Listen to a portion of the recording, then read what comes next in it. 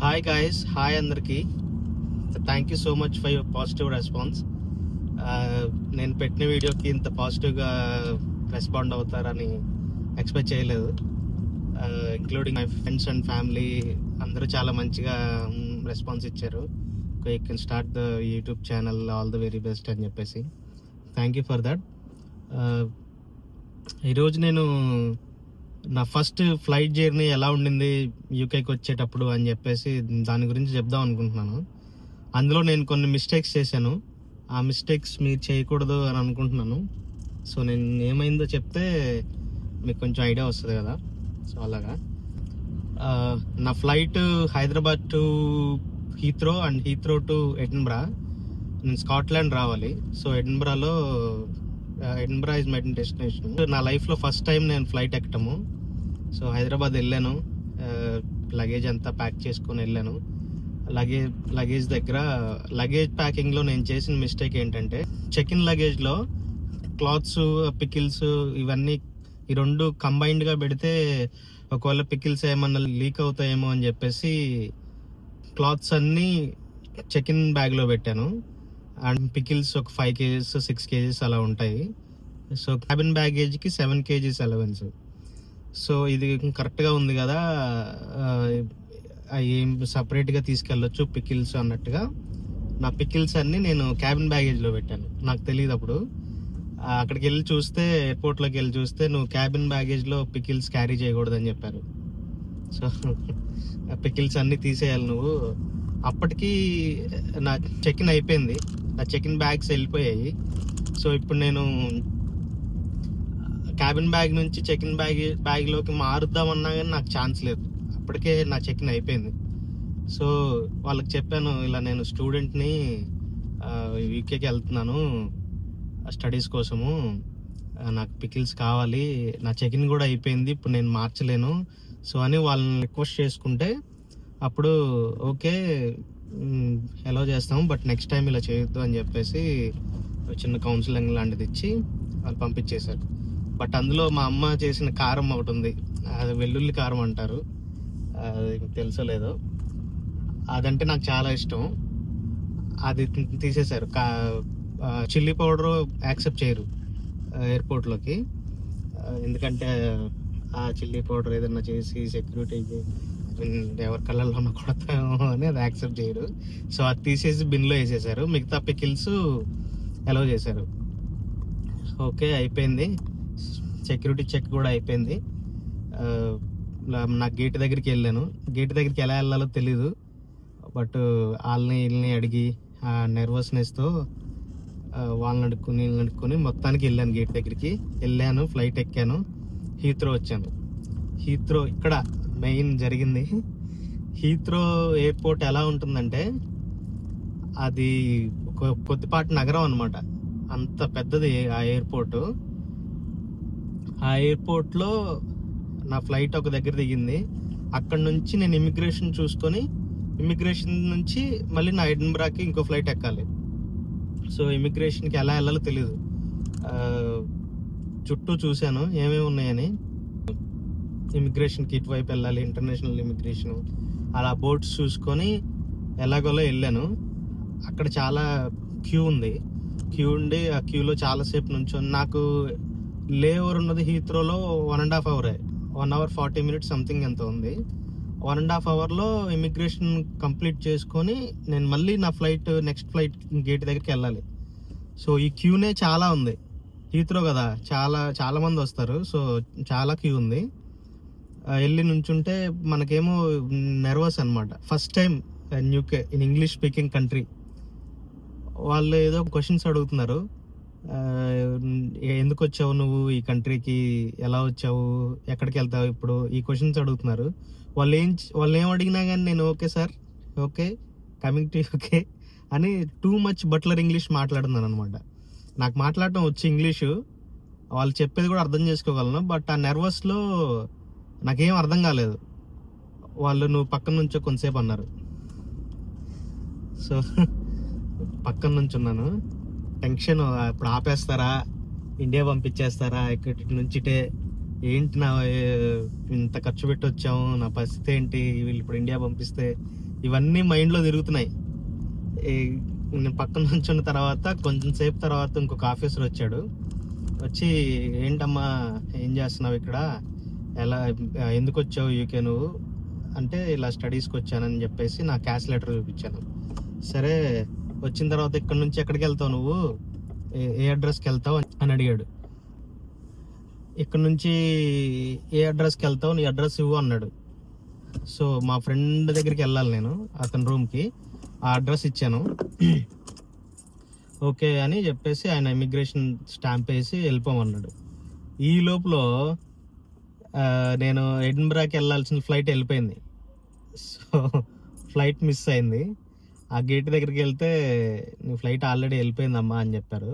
So fuse of, ఏం చేయాలో తెలీదు. ఎవరికన్నా ఫోన్ చేయడానికి కూడా నా దగ్గర యూకే సిమ్ లేదు. వీసాకి వెళ్ళినప్పుడు హైదరాబాద్లో ఏదో ఆఫీస్కి వెళ్ళినప్పుడు యూకేకి లిబరా సిమ్ అని ఒకటి ఇస్తారు, అది అందరికి ఇస్తారు, నాకు ఇవ్వలేదు. ఎందుకు ఇవ్వలేదో తెలియదు. సో నా దగ్గర ఏం సిమ్ లేదు. అక్కడ ఎయిర్పోర్ట్ స్టాఫ్ ఒకళ్ళు వచ్చి, నీ ఫ్లైట్ మిస్ అయింది, ఇప్పుడు నువ్వు ఆ ఫ్లైట్ని అందుకోలేవు, ఏం చేస్తావు ఎప్పుడని అడిగారు. నేను ఓకే మేడం అంటున్నాను. ఏం వాళ్ళకి ఆన్సర్ చెప్పడానికి నాకేం రావట్లేదు, మాట రావట్లేదు అసలు. ఓకే మేడం అంటున్నాను, ఆవిడేమో నవ్వుతుంది. సో మొత్తానికి నేను చెప్పింది వీడికి అర్థం కావట్లేదు అని చెప్పేసి ఐప్యాడ్ తీసుకొని అందులో ట్రాన్స్లేటర్ తీసి ఇంగ్లీష్లో, నువ్వు ఏ లాంగ్వేజ్ అని అంటే, నేను ఐఎమ్ ఫ్రమ్ ఆంధ్ర, తెలుగు అని చెప్పా. అప్పుడు తెలుగు లాంగ్వేజ్ని సెలెక్ట్ చేసి ఇంగ్లీష్లో టైప్ చేసి, ఇలా నీ ఫ్లైట్ మిస్ అయింది, నువ్వేం చేస్తావు ఇప్పుడు అని అడుగుతుంది. ఐ డోంట్ నో మేడం అన్నా. అంటే, మాకు గ్లాస్గోకి ఇంకో ఫ్లైట్ టికెట్ ఇస్తాము నీకు. గ్లాస్గో అంటే ఎడిన్బరాకి దగ్గర, చాలా 1 hour బై బస్సు కానీ బై ట్రైన్ కానీ అక్కడికి ఇస్తాము, అక్కడ నుంచి అటు వెళ్ళిపోతావా నువ్వు అని చెప్పింది. Okay madam, okay. అక్కడ నుంచి అటు ఎలా వెళ్ళాలో నాకు తెలియదు, బట్ అయినా ఓకే అని చెప్పా. నో అని చెప్పడం రాలేదు నాకు. నేను అక్కడే, no madam, is there any another options do have available అని అడిగుంటే మేబీ అక్కడే ఇంకొంతసేపు వెయిట్ చేసి ఇంకొక ఫ్లైట్కి నన్ను పంపించేవాళ్ళు, లేదా ఇంకే చేసేవాళ్ళు. కానీ నాకు నో చెప్పడం రాక, ఇది నేను చేసిన మిస్టేక్. నో చెప్పడం రాక నేను గ్లాస్గో వెళ్ళాను. అక్కడి నుంచి వెళ్ళి చాలా ఇబ్బంది పడ్డాను. అక్కడికి వెళ్ళి ఎవరికి ఎక్కడికి వెళ్ళాలో తెలీదు, గ్లాస్గో నుంచి బయటికి ఎలా వెళ్ళాలో తెలీదు, అక్కడ నుంచి ఎడిన్బరా ఎలా వెళ్ళాలో తెలీదు. ఒక దగ్గర బయటకు వచ్చేసి, ఎయిర్పోర్ట్ నుంచి బయటకు వచ్చేసి ఒక బెంచ్ మీద దిగాలుగా కూర్చొని ఉంటే అతను అక్కడ ఎయిర్పోర్ట్ స్టాఫ్ ఒకడు వచ్చి, ఏంటమ్మా ఏమైంది అని అన్నాడు. అతను కూడా ఇంగ్లీష్లోనే అడుగుతున్నా, నాకేం అర్థం కావట్లేదు. డూ హ్యావ్ ఎనీ నెంబర్ నీ ఫ్రెండ్స్ నెంబర్, ఫ్యామిలీ నెంబర్ ఏదైనా ఉందా అంటే, మా ఫ్రెండ్ నెంబర్ ఇచ్చాను. వాడికి ఇస్తే చెప్పాడు, ఇలాగా మీ వాడు ఇలా గ్లాస్గో వచ్చాడు, నువ్వు వస్తావా ఇక్కడ నుంచి అంటే అని నాకు ఫోన్ ఇచ్చాడు. బ్రో ఇక్కడ కొంచెం రా బ్రో అంటే, నేను బ్రో గ్లాస్గో అంటే నాకు చాలా ఎక్స్పెన్సివ్ అవుద్ది అండ్ నాకు టైం కూడా లేదు, ఎలాగోలో వచ్చేసాయి, నువ్వు బస్ ఎక్కి ట్రైన్ ఎక్కి వచ్చేసాయి అని అంటున్నాడు ఆడు. బ్రో నాకు భయం అవుతుంది బ్రో, కొంచెం ప్లీజ్ రా బ్రో అంటే, అయినా లేదు బ్రో కష్టం, నువ్వే రా ఎలాగోలా అన్నాడు. సరే బ్రో అని చెప్పేసి కాల్ కట్ చేశాను.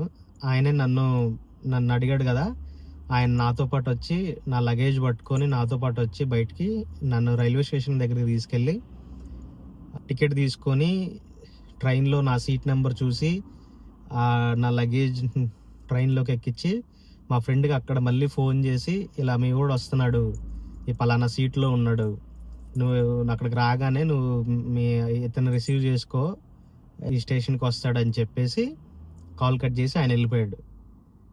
ఆ తర్వాత వాడు వచ్చాడు, వాడు నన్ను హాస్టల్ అనే రూమ్లోకి తీసుకెళ్ళాడు. ఒక రూమ్లో దింపాడు నన్ను. నాకు అకామిడేషన్ లేదు కాబట్టి హాస్టల్లో జాయిన్ చేశాడు. ఆ తర్వాత వెళ్ళిపోయాడు. మళ్ళీ ఇంతవరకు అటు నాకు కనిపించలేదు, అది వేరే విషయం. బట్ ఆ రోజు నేనేమి చేయలేని స్థితిలో ఉన్నాను. అసలు ఎందుకు వచ్చానా యూకే, ఇదంతా ఈ స్థితిలో ఉన్నది గ్లాస్గో ఎయిర్పోర్ట్లో. నేను ఎందుకు వాళ్ళకి నో చెప్పలేకపోయాను, అసలు నేను ఎందుకు యూకే వచ్చానో అని లిటరల్లీ ఏడుపు వచ్చేసింది. ఆయన వచ్చింది నాకు, ఆయన ఫేస్ ఇంకా నా కళ్ళల్లోనే ఉంది. ఆయన దేవుడిలాగా వచ్చాడేమో నాకు హెల్ప్ చేయడానికి. ఆయన నేను అడగలేదు హెల్ప్ చేయండి అని, ఆయనే వచ్చాడు నా దగ్గరికి. ఏదో ఒక రూపంలో వస్తాడంటారు కదా, దైవం మనుష్య రూపేనా అంటారు కదా, అలా వచ్చి ఆయన నాకు హెల్ప్ చేసినట్టు అనిపించింది. నెక్స్ట్ 7 months ఆర్ 8 months తర్వాత మా వైఫ్ వచ్చింది యూకే, సేమ్ గ్లాస్గో ఎయిర్పోర్ట్కి. తను ఫ్లైట్ మిస్ అయ్యి రాలేదు, తన డెస్టినేషనే గ్లాస్గో. అక్కడికి వచ్చింది, ఆయన సేమ్ అక్కడే ఉన్నాడు ఎయిర్పోర్ట్ స్టాఫ్. నేను ఆయన దగ్గరికి వెళ్ళాను. వెళ్ళి నేను నీకు గుర్తున్నానా అంటే, no no no who are you, I don't remember you అని చెప్పాడు. నేను ఆయనకి ఎక్స్ప్లెయిన్ చేశాను మొత్తం. ఒకరోజు ఒక అబ్బాయి వచ్చాడు ఇండియా నుంచి, మీరు అతన్ని ఇలా తీసుకెళ్ళి ట్రైన్ ఎక్కించి ఎడిన్బరాకి పంపించారు, గుర్తుందా అన్నాడు. Ya ya ya I remember that guy, how's is అన్నాడు. నేనే అతన్నే అంటే, oh that's very nice, you doing well right now, that's nice అని చెప్పేసి చెప్పాడు. ఆయనకి నా లైఫ్ అంతా థ్యాంక్ యూ చెప్పినా ఆయనకి సరిపోదు ఆ ఒక్కరోజు చేసిన దానికి. అతను ఎవరో కాదు నాకు, బట్ ఆయన హెల్ప్ చేశాడు. ఆ రోజు ఆయన లేకపోతే ఇంకొకలా ఉండేది. సో ఇది నేను చెప్పేది ఏంటంటే, ఫస్ట్ ఆఫ్ ఆల్ మీకు ఒక కొత్త కంట్రీకి వచ్చిన తర్వాత నర్వస్నెస్ ఉంటుంది. మనం లోపల మాట్లాడగలం కానీ అది బయటికి రాదు. అంత నర్వస్ పడాల్సిన అవసరం లేదు. కాన్ఫిడెంట్గా ఉండండి. ఇమిగ్రేషన్ అయినా ఏదైనా కానీ, ఏదన్నా మిస్టేక్ అయినా కానీ ఫస్ట్ భయపడటం అనేసి ఇది జరిగిందని వాళ్ళకి ఎక్స్ప్లెయిన్ చేయండి. ఈ ఎయిర్పోర్ట్లోనే, ఐ మీన్ కంట్రీ దీని గురించే కాదు, ఎక్కడైనా మీ లైఫ్లో ఎక్కడైనా సరే. అండ్ నో చెప్పడం అలవాటు చేసుకోండి. ఎవరికైనా ఏదన్నా నీకు వర్కౌట్ అవ్వదు అంటే సే నో. తర్వాత సంగతి తర్వాత. మీ ఒపీనియన్ మీరు చెప్పేస్తే మీకు మంచి జరుగుద్ది, అందరికీ బాగుంటుంది.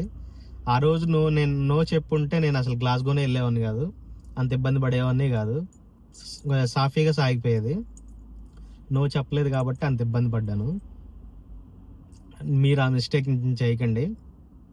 అండ్ వీడియోకి అంతే. ఇంకా ఎక్కువ ఇన్ఫర్మేషన్తో నెక్స్ట్ వీడియోస్ ఇంకా చేస్తాను. థ్యాంక్ యూ సో మచ్ నన్ను సపోర్ట్ చేసిన వాళ్ళందరికీ. ఈ వీడియో కూడా మీకు ఏదో ఒక ఇన్ఫర్మేషన్ దొరుకుతుందని అనుకుంటున్నాను. ఇంకా వచ్చే వీడియోస్లో యూకే గురించి చాలా వీడియోస్ చేస్తాను. ఇన్ఫర్మేషన్ వీడియోస్ కానీ, కామెడీ వీడియోస్ కానీ ఇంకా చాలా వస్తాయి. ఇలాగే సపోర్ట్ చేస్తూ ఉండండి. Thank you so much. Thank you all. Bye bye.